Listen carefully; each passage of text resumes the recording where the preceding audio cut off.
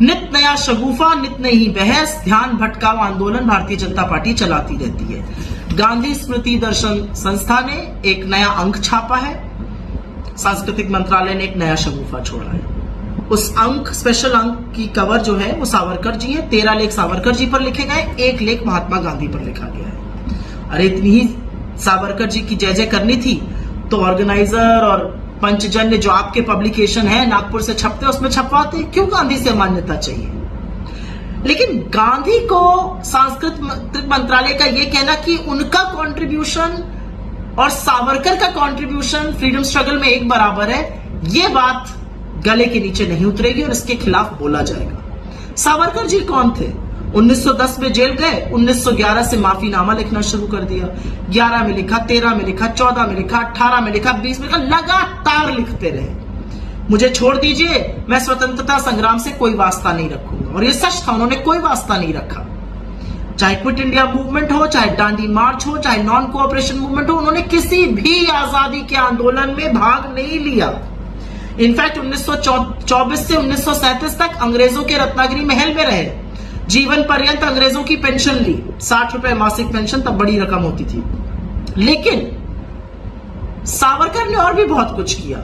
सावरकर ने जिन्ना से पहले टू नेशन थ्योरी की बात करी थी 1937 में, 1940 में जिन्ना ने करी थी। तो देश को विभाजित करने की पहली कवायद सावरकर ने करी थी।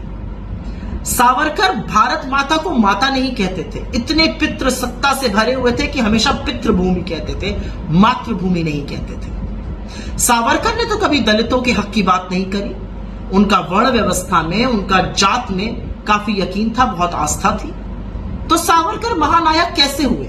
सावरकर तो माफी मांगते थे। इस देश के किसी भी और आजादी के योद्धा का नाम बता दीजिए जिसने माफी मांगी हो अंग्रेजों से, चाहे वो महात्मा गांधी हो, नेहरू हो, सरदार पटेल हो, भगत सिंह हो। हंसते हंसते फांसी के फंदे को चूम गए।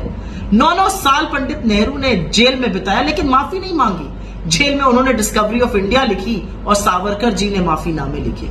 ये अंतर है। और आज आप सावरकर जी को गांधी जी के समकक्ष खड़ा कर देते हैं। गांधी जी क्या है? गांधी जी आज एक विचार है, एक मूल्य है।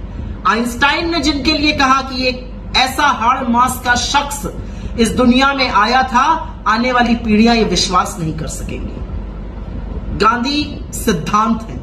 और क्यों है? वो आजादी के महानायक भर नहीं है। उनकी एक आवाज पे पूरा देश एकजुट होकर अंग्रेजी और ब्रिटिश हुकूमत के खिलाफ नहीं लड़ने लगता था। बिना शस्त्र उठाए उन्होंने अंग्रेजों को सिर्फ घुटने भर नहीं टेकवाए थे, उन्होंने समाज को सुधारने की कवायद करी थी। वो शोषित, दलित, वंचितों की आवाज बने। उन्होंने छुआछूत के खिलाफ आवाज उठाई। उन्होंने सबको एक साथ लेकर चलकर इस देश को एकजुट रखने की कवायद करी। गांधी ने महिलाओं के हक की बात करी, उनको डिसीजन मेकिंग में लाने की बात करी। गांधी ने स्वाधीनता की बात करी।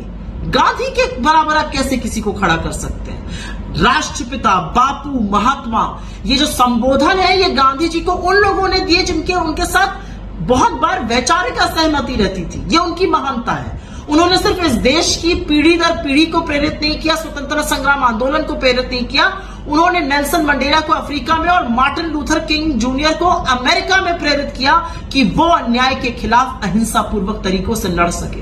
तो कोई बात तो रही होगी ऐसे शख्स में, और बात तो थी, क्योंकि जब गांधी को अपशब्द इस देश में कहे जाते हैं तो मोदी जी और उनके भक्तों का मुंह बंद हो जाता है। लेकिन उन्हीं मोदी जी को इस देश के बाहर जाकर गांधी पर लेक्चर भी सुनना पड़ता है और गांधी की प्रतिमा के आगे नतमस्तक भी होना पड़ता है, क्योंकि मान्यता और पहचान तो गांधी से ही मिलेगी। महात्मा गांधी को समझने के लिए उनके मूल्यों को, सिद्धांतों को, पर सबसे ज्यादा सत्य की ताकत को समझना पड़ेगा। और सत्य की उस ताकत ने कभी माफी नहीं मांगी। एक बात और क्लियर कर दूं, यहां पे बार बार कहा गया कि इंदिरा जी ने उनको वीर की उपाधि दी थी। इंदिरा जी की हत्या के बाद बहुत सारे ऐसे तथ्य सामने आए जिसमें पता चला कि मुखबिरी, माफीनामा, बार बार माफीनामा सावरकर जी ने लिखा था। तो भ्रांति फैलाने से बेटर है आजादी के आंदोलन को तो बख्श दीजिए, गांधी को गांधी बने रहने दीजिए, क्योंकि गांधी इस देश की आत्मा है। ये देश पहले भी महात्मा का था और आगे भी महात्मा का रहेगा। मिलत टाइम्स को आपकी जरूरत है, हमारी आप माली मदद करें।